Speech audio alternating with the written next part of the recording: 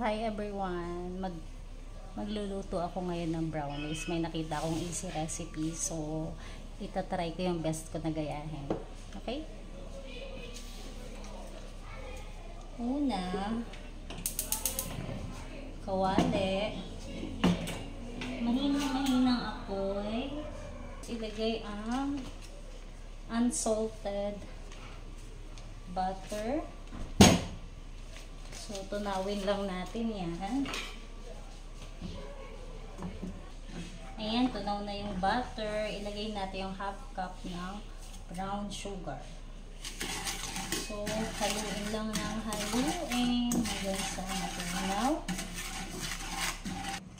So, tingin ko okay na to. Tunaw na yung brown sugar. So, natin ilagay yung all-purpose flour, 1 cup.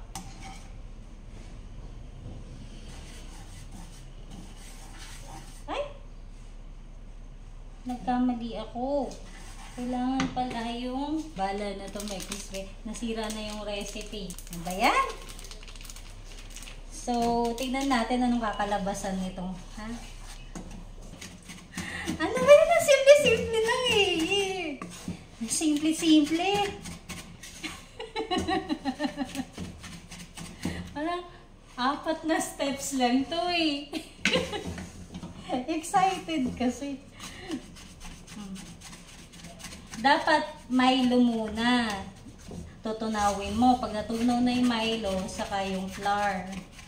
Eh, nauna yung flour. Pero i-mix-mix lang natin ito sa maging dough.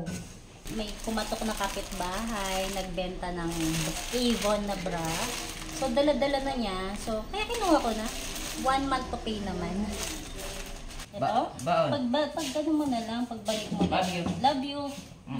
Bye-bye. Ingat. Ingat. Ang bango naman.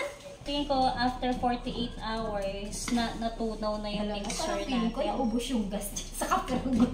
Alam mo na, bumili ka na lang ng brownies. Nagkamali kasi ako.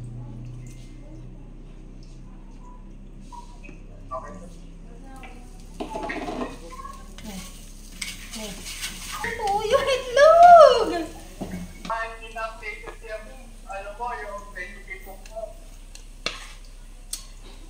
So yung recipe ko,